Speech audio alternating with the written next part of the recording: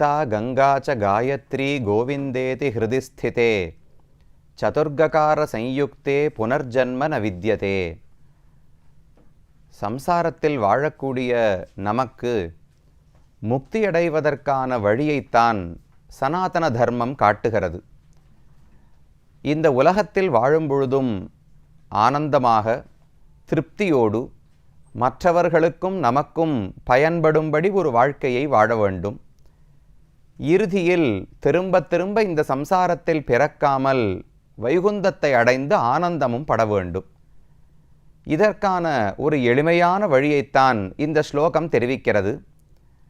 4 ககாரங்களை நாம் தெரிந்து கொண்டால் இது நடக்கும் என்று கூறுகிறது. கங்கா, கீதா, காயத்ரி, கோவிந்தம் என்று 4 சொற்கள் க என்கிற எழுத்திலே தொடங்குகின்றன. அதில் பகவத்கீதை கண்ணனாலே கொடுக்கப்பட்ட உயர்ந்த உபனிஷத் போன்றது. ஆத்மாவை பற்றியும் பரமாத்மாவை பற்றியும் உபதேசிக்கக்கூடியது. காயத்ரி மந்திரமும் ஒரு மாணவனுடைய ஒரு மனிதனுடைய ஆசை அவனுக்கு இருக்கக்கூடிய புத்தியை தூண்டிவிடக்கூடியது. கோவிந்தனான பகவான் தன்னை நினைப்பவர்கள் அனைவரையும் ரட்சிக்கிறார். மாடுகளை கூட ரட்சிப்பதற்காக இந்த உலகத்திலே பிறந்தவர்தான் கோவிந்தன். இந்த மூவருக்கும் எப்படி பெருமை உள்ளதோ அதேபோல் பாரத நாட்டில் உள்ள அனைத்து புண்ணிய நதிகளையும் காட்டிலும் மிகச்சிறந்த புகழையும் பெருமையையும் உடையது கங்கை என்கிற புனிதமான நதி. அந்த கங்கையின் கரையில் இருக்கக்கூடிய சில திவ்யதேசங்களைத்தான் நாம் இன்று தொடங்கி அடுத்த சில நாட்களுக்கு அனுபவிக்கப் போகிறோம். 108 திவ்யதேசங்களுக்குள் சோழநாடு, நடுநாடு, தொண்டை நாடு இந்த 3 பகுதிகளையும் முடித்து கொண்டோம். அதற்கடுத்ததாக வடநாட்டு திருத்தலங்களை தரிசிக்க வந்திருக்கிறோம். அதிலும் திருவேங்கடம், அகோபிலம், நைமிஷாரண்யம், அயோத்தி என்று 4 திவ்யதேசங்களை இதுவரை பார்த்திருக்கிறோம். அயோத்தி சரயு என்கிற புனித நதியின் கரையிலே உள்ளது. அந்த சரயுவை விட மிக உயர்ந்தது கங்கை என்கிற நதிதான். கங்கை என்கிற பெயரை சொன்னாலே நம்முடைய பாபங்கள் அனைத்தும் போக்கப்படுகின்றன. கங்கையில் நீராடினோம் என்றால் நாம் இத்தனை ஆண்டுகளாக இத்தனை பிறவிகளாக சேர்த்து வைத்த தவறுகள் பாபங்கள் அனைத்துமே எரிக்கப்படுகின்றன. அப்பேற்பட்ட பெருமை உடையவள்தான் கங்கா என்கிற நதி.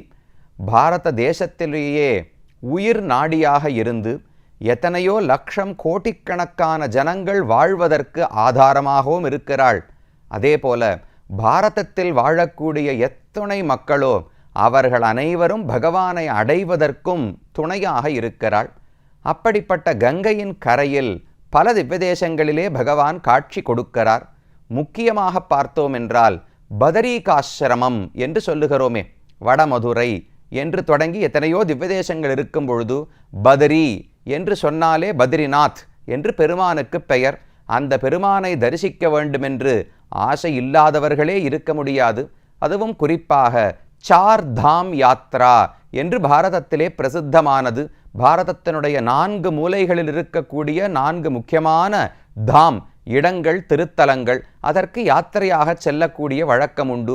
அதில் வடக்கே ஹிமாச்சலத்துக்கு நடுவில் இருக்கக்கூடியதுதான் பத்ரிகாசிரமம் என்று சொல்லப்படுகிற திவ்யதேசம். அந்த பத்ரிகாசிரமத்துக்கு போகும் வழியிலே வேறு 2 திவ்யதேசங்களும் கூட இடம் பெற்றுள்ளன. ஆழ்வார்களால் பாடப்பட்ட உயர்ந்த தலங்கள். இவை அனைத்துமே ஹிமாச்சல பர்வதத்துக்கு உள்ளே நடுவே அமைந்திருக்கின்றன.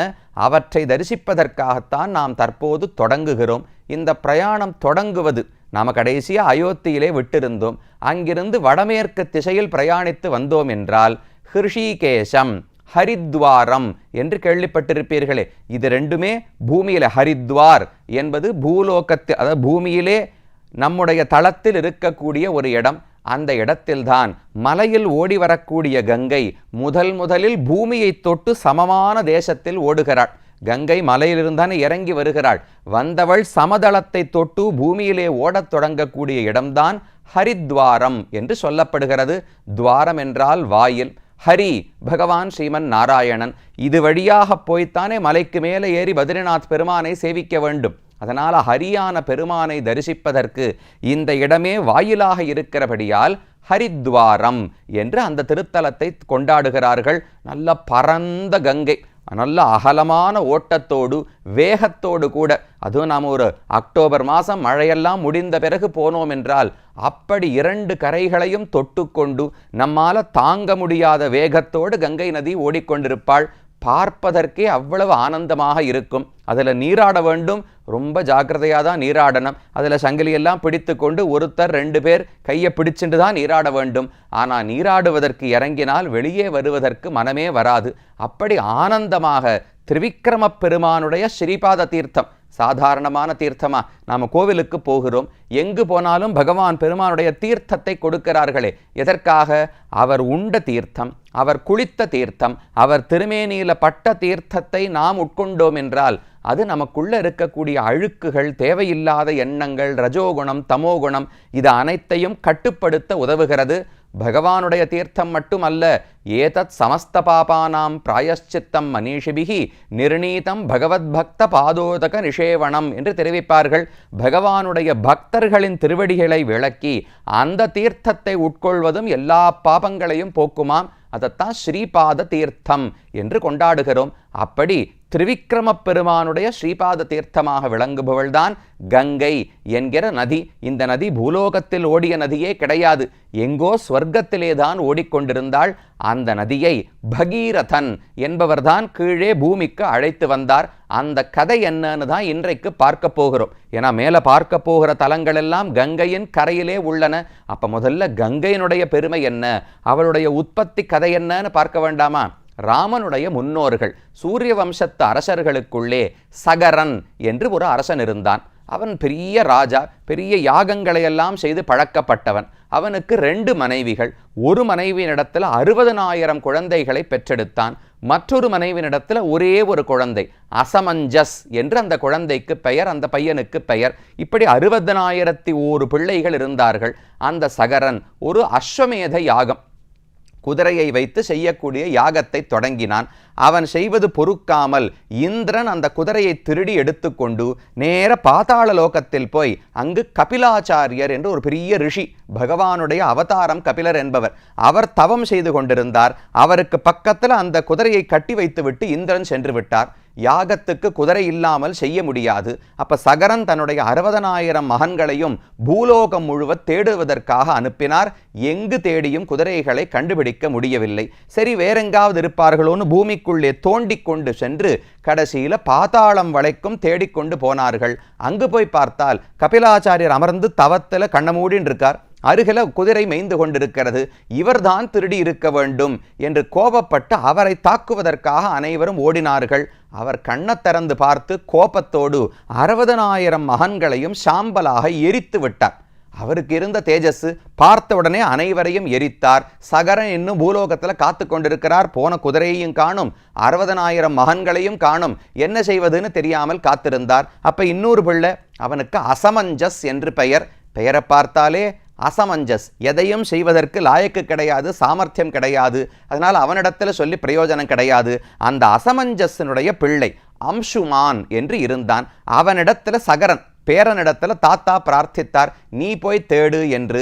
அம்சுமான் வாழ்நாள் முழுக்க தேடியும் எங்கு போனார்கள் தன்னுடைய பெரியப்பா முதலானவர்கள் 60,000 பேர்னு கண்டுபிடிக்க முடியவில்லை.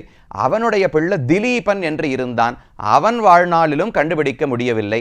அவனுடைய மகன்தான் பகீரதன் என்று சொல்லப்படுபவன். பொதுவாக ஒரு முயற்சி, விடாமுயற்சி என்று சொல்ல வேண்டுமென்றாலே பகீரத பிரயத்தனம் என்று எடுத்துக்காட்டாக சொல்லுவார்கள். அப்படி விடாமுயற்சி பகீரதனுக்கு இருந்தது. எப்படியோ சுத்தி சுத்தி பாதாளத்துக்கு போய் இங்குதான் நம்முடைய மூதாதையர்களுடைய சாம்பல் இருக்கிறது, சகரனுடைய 60,000 மகன்களும் கபிலரால் எரிக்கப்பட்டு இங்குதான் உள்ளார்கள் என்று தெரிந்து கொண்டார். இதிலிருந்து எப்படி சாப விமோசனத்தை அவர்களுக்கு பெற்றுக் கொடுப்பது? நம் முன்னோர்களுக்கு ஒரு சாபம்னா நாம தானே போக்க வேண்டும். அதனால என்ன செய்வதுன்னு கேட்டபோது, கங்கை என்று ஸ்வர்க்கத்தில் ஒரு நதி ஓடுகிறாள். அந்த நதி கீழே பூலோகத்துக்கு வந்து அந்த தண்ணீரில் இவர்கள் சாம்பல் கழுவப்பட்டால் அப்போது சாப விமோசனம் பெறுவார்கள் என்று கேள்விப்பட்டார் பகீரதன். சரின்னு நேர பிரம்மாவை குறித்து தவம் செய்ய தொடங்கினார். அந்த தவம் பண்ணதெல்லாம் இங்கேதான், ஹரித்வாரம், ரிஷிகேசம், இதற்கு மேல பிந்து சரஸ் என்றெல்லாம் இடங்கள் இருக்கின்றன. ரிஷிகேஷ் என்பது பல ரிஷிகள் இருந்து அந்த இடத்துல தொடர்ந்து தவம் செய்து கொண்டு வந்தார்கள். அந்த இடத்துல பகீரதனும் இருந்து பல ஆயிரம் ஆண்டுகளுக்கு தவம் செய்தான் நான்முகக் கடவுளான பிரம்மாவை குறித்து.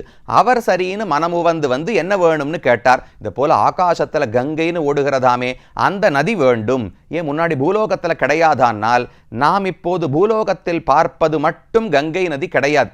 கூரத்தாழ்வான் என்கிற ஆச்சாரியன் ஒரு ஸ்லோகத்தில் தெரிவிக்கிறார், त्वत् பாதாப்ஜே பிரஜாதா சுரசரித் அபவத் பிராக் சதுர்தா ததஸ்தாசு. பகவானுடைய திருவடி திரிவிக்ரமாவதாரம் எடுத்த போது ஒரு திருவடி சத்தியலோகத்துக்கு போச்சு.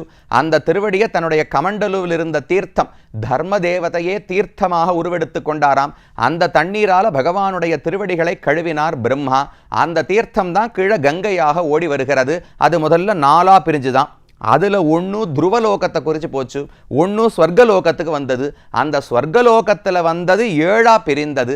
அதில் ஒரே ஒரு பகுதி, ஒரே ஒரு கிளை மட்டும்தான் கீழே பூலோகத்தை நோக்கி வந்தது. சரி, அனுப்புகிறேன், ஒரு கிளை கங்கையினுடைய ஒரு கிளையை பூலோகத்துக்கு அனுப்புகிறேன்னு ஒத்துக்கொண்டார். ஆனால் அப்பேற்பட்ட கங்கை நேர பூமியில் வந்து பட்டால் பூமி பிளந்து போய்விடும், அதனால் தாங்க முடியாது. சரின்னு சிவபெருமானை நோக்கி பல ஆயிரம் ஆண்டுகள் பகீரதன் தவம் செய்து உம்முடைய தலையிலே இந்த கங்கையை தாங்கிக் கொண்டு நீர் கீழே விட வேண்டும் என்று பிரார்த்தித்தார். சரின்னு சிவபெருமானும் ஒப்புக்கொண்டார். அப்ப திரிவிக்ரம ஸ்ரீபாத தீர்த்தம் நேர கீழே பூலோகம் நோக்கி வந்தது. அதை சடமுடியனான சிவபெருமான் தன்னுடைய தலையிலே தாங்கிக் கொண்டு அதிலிருந்து கீழே பூலோகத்துக்கு விட்டார். அது வந்து பூலோகத்தில் பட்ட இடம், ஹிமாச்சலத்தில் விழுந்த இடம்தான் பிந்து சரஸ் என்று சொல்லப்படுகிறது. இது தோன்றுவது கங்கோத்ரின்னு சொல்லுகிறோம் அல்லவா, 2 நதிகளாக. இன்னைக்கு நாம கங்கையை பார்க்கும் பொழுது 2 நதிகள் இருக்கின்றன. ஒன்னுத்துக்கு பாகீரதி, பகீரதனால் அழைத்து வரப்பட்டபடியால பாகீரதி என்று பெயர். இன்னொரு நதிக்கு அலகநந்தா என்று பெயர். அலகாபுரின்னு ஹிமாச்சலத்தில் இருக்கக்கூடிய உயர்ந்த நகரம் ஒன்று, அதிலிருந்து வந்தபடியால் அலகநந்தான்னு பெயர். இந்த 2ம் சேர்ந்துதான் மேலே கங்கை என்கிற பெயரோடு ஓடுகின்றன. அப்ப பகீரதனுடைய பிரார்த்தனைக்கிணங்க சிவபெருமான் தலையில தாங்கிக் கொண்டு கீழே அனுப்பினார். அந்த கங்கை தான் ஓடி வந்து பாதாளம் வரைக்கும் சென்று சகரனுடைய மகன்களினுடைய சாம்பலை கழுவி அவர்களுக்கு சாப விமோசனத்தையும் கொடுத்தது. அன்று தொடங்கி இன்று வரைக்கும் அந்த கங்கையில குளிச்சாலே போரும். குளிக்கும் போது ஒரே ஒரு எண்ணம் இருக்கணும், இது திரிவிக்ரம பெருமானுடைய ஸ்ரீபாத தீர்த்தம், இதை என் மேல் பட்டாலே எனக்கு புனிதத்தன்மை ஏற்படும். கங்கை கங்கை என்ற வாசகத்தாலே கடுவினை களைந்தடுகிற்கும்னு பெரியாழ்வார் பாடுகிறார். கங்கையில குளிக்கிறது பிற்பாடு இருக்கட்டும், கங்கை என்கிற வார்த்தையை சொன்னாலே நம்முடைய பாபங்கள் எல்லாம் விலக்கப்படுமாம். தடவரை அதிர தரணி விண்டிடிய தலைப்பற்றி கரைமரம் சாடி கடலினை கலங்க கடுத்து இழிகங்கை கண்டமென்னும் கடிநகரே என்று பெரியாழ்வார் பாசுரம். தடவரை பெரிய பெரிய மலைகள் எல்லாம் அதிர்ந்து போகும்படிக்கு, தரணி விண்டு இடிய பூமியை பிளந்து இடி இடித்தாற் போல் ஆகும்படிக்கு, அப்படி வேகத்தோடு கடலினை கலங்க கடுத்து இழி, வேகமாக கடலே கலங்கி போகும் அளவுக்கு வேகத்தோடு கங்கை வருகிறாள். அப்படி புனிதமான நதி. சில இடத்துல மெதுவா ஓடுவா, ஒரு சின்ன ஓடை. இப்ப இங்கிருந்து நாம ரிஷிகேசம், முதல்ல ஹரித்வாரம், கொஞ்சம் மேலே ஏறினோம் ரிஷிகேசம், அங்கிருந்து மேலே போய்தான் தேவப்பிரயாக், ருத்ரப்பிரயாக், கர்ணப்பிரயாக் என்று பல பிரயாகைகள் வருகின்றன. அதையெல்லாம் தாண்டித்தான் பத்ரிகாசிரமத்தை சென்று அடைய வேண்டும். சில இடத்துல அகலமா கங்கை ஓடுவா, சில இடத்துல கண்ணுக்கே தெரியாமல் மறைந்திருப்பாள், சில இடத்துல சின்ன ஓடையைப் போல ஓடிக்கொண்டிருப்பாள். இப்படி ஆங்காங்கு இருந்தாலும் கடைசியில ஹரித்வாரத்திலிருந்து பெரிய நதியாக ஓடுகிறாள். சாயங்காலம் 6 மணிக்கு போனால் அங்கு இருக்கிற அர்ச்சக சுவாமியெல்லாம் பெரிய ஹாரதி செய்வார்கள். நாமும் ஒரு சிறு விளக்கை ஏற்றி அந்த கங்கை நதியை வணங்கி அதிலே விடலாம். இதெல்லாம் கங்கையினுடைய பெருமைகள். சதுமுகன் கையில் சதுப்புயன் தாளில் சங்கரன் சடையில் தங்கி, பிரம்மாவனுடைய கை, திரிவிக்ரமனுடைய கால், சிவபெருமானுடைய தலை, இந்த 3ஐயும் திரிமூர்த்திகளையும் தொட்டுக்கொண்டு ஓடக்கூடிய நதி கங்கை என்கிற நதி. அதனுடைய பெருமையை ஓரளவுக்கு பார்த்தோம். இனி இந்த கங்கை கரையில் பகவான் 3 திவ்ய தேசங்களிலே காட்சி கொடுக்கிறார். என்ன இடங்கள் என்று ஒவ்வொன்றாக பார்ப்போம்.